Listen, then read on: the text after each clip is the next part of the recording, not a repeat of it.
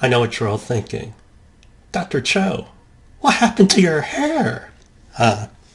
Yeah, some days my hair kind of annoys me, so I just ponytail it. Anyway, a big part of communication is the internet and mobile. And so what has been the evolution of the way they've done it? In 1995 was the first time you had banners.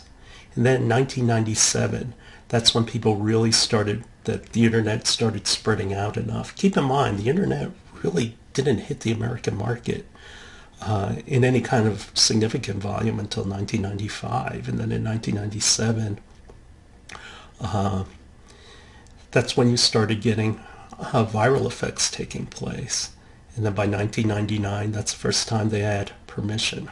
And that's that they started asking for your data. And now anything you sign up for, what's the first thing, what's that little thing, disclaimer you sign? You sign that you give them the rights to your data. In 2000, they started buzz advertising, and that's getting consumer generated excitement. In 2002 is when they focused on mobile. Then search engine.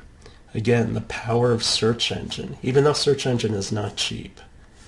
But the point is, you get better customers. You get better customers because when you do a search, you pretty much have said what your intent is. The biggest search engine in the world, of course, is Google. The second one, and I forgot, but the name is, there's actually a search engine in China, which a lot of people in the Far East use. And one of the biggest search engines today is Amazon. And that's when people now skip the internet. They just go straight to Amazon and do their searches there. People aren't aware of this, but Amazon releases new code like every 11 minutes. That's how technology intensive they are. In 2005, that's when we started getting into pay to say. That's when we started getting into the value of blogging and everything else. 2006, they focused on embedded marketing, and that's to track you and follow you around and understand what it is that you're doing. So what's the impact in terms of communication of internet and mobile? The thing is, technology demands your focus, that you need to focus on the technology as much as you do so it's less of a sharing experience. And when you look at the evolution of people, we started out as cavemen, so everybody pretty much had to stay together to survive. And then radio came along, and radio was still a sharing experience where people would get around the radio and watch together. But TV, on the other hand, became less so. And that's when actually you start to see the breaking up of the social structure of the family in the United States. The United States before, it was very common to find multiple generations in a household. Now, your parents are just waiting to toss you out.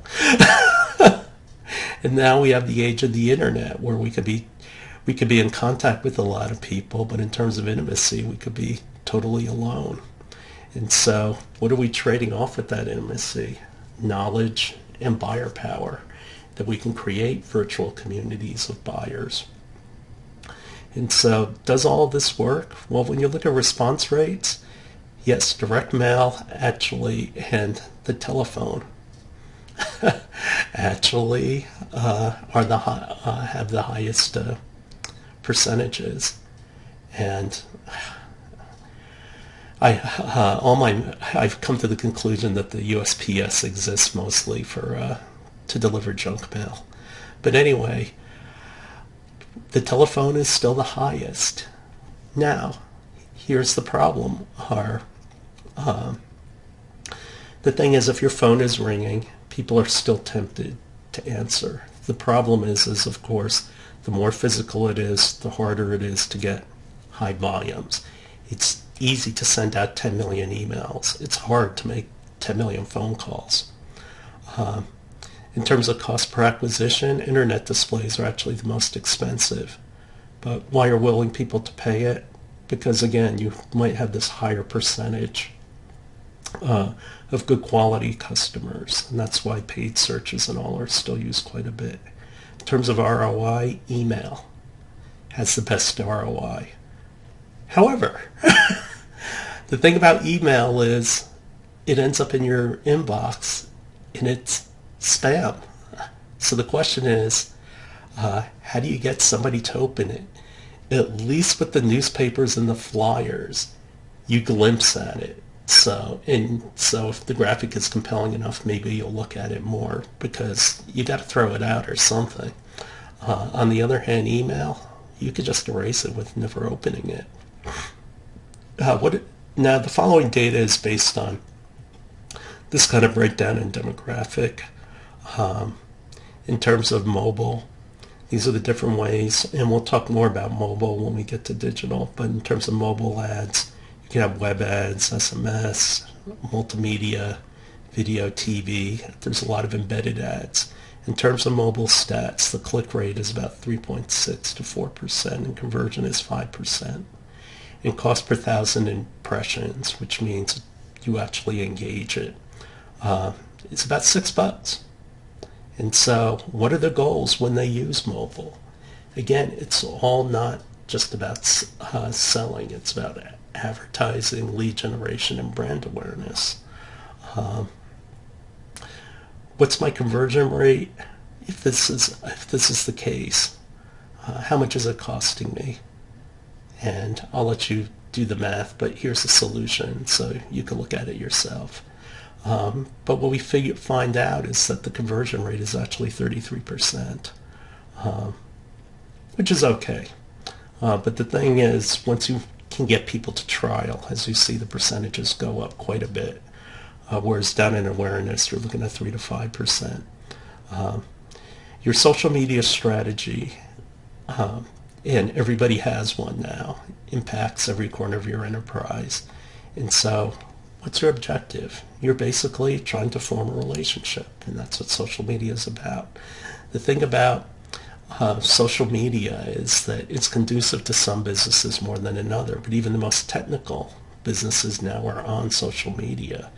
But you have to be careful about how you proceed with social media. Like with an email, I can just directly ask you, hey, you want to buy something? On social media, I got to schmooze you. I have to make you feel comfortable. And so, but social media is actually a good way to track what your competition is doing. And so the bottom line is social media does best when you can make it as personal as possible. These are the type of people that you get on social media. And so the question is, how effective is your social media? Do you have a lot of inactives? Do the critics dominate your forums? That's basically just a negative feeding frenzy. It was actually pretty funny on Reddit. And for those of you who aren't familiar with Reddit, Reddit's considered to be the front page of the internet. The thing about people on Reddit is they're extremely passionate and they're very responsive. And what happened is they had an open talk on Reddit. And the CEO of REI, you know, the guys who make camping equipment, came on. And so this is camping equipment. And what ended up happening is that everybody started jumping on the poor guy and criticizing him and talked about, you know, what factories is your stuff made in and why is it overseas? Why aren't you buying American? And the poor guy, you know, after a while, he pretty much said, okay, I need to cut this short because all anybody was doing is it was, you know, once they smelled blood, that was pretty much it. Yeah, I thought it was pretty funny. If it's not you, you know, it's like the person who slips and falls or bumps his head. It's called Schadenfreude. But anyway, when you think about your social media metrics, your standard techniques are things like mentions and clicks. But what you're more interested in knowing is what are people saying? What's your conversion percentage? And so you want, the thing about social media is that you want metrics that are going to give you insight, not just necessarily just simple counting statistics. So summarizing digital, digital is not easy. it takes up a lot of time. People think, oh, it's not that big a deal. But think about it. If you have to keep sending out follow-up emails and you have to think about, okay, what content are we going to use? And now everything's driven by video. Making a video takes time. Yeah, these videos you're going to find hard to believe, but a lot of them have been shot multiple times. And that's because I'm not natural in front of the camera. I'm kind of like, oh crap, I got to start over again. Yeah, there's not much in the way of editing. But anyway, the thing about digital media is how many channels can you absorb, how much information.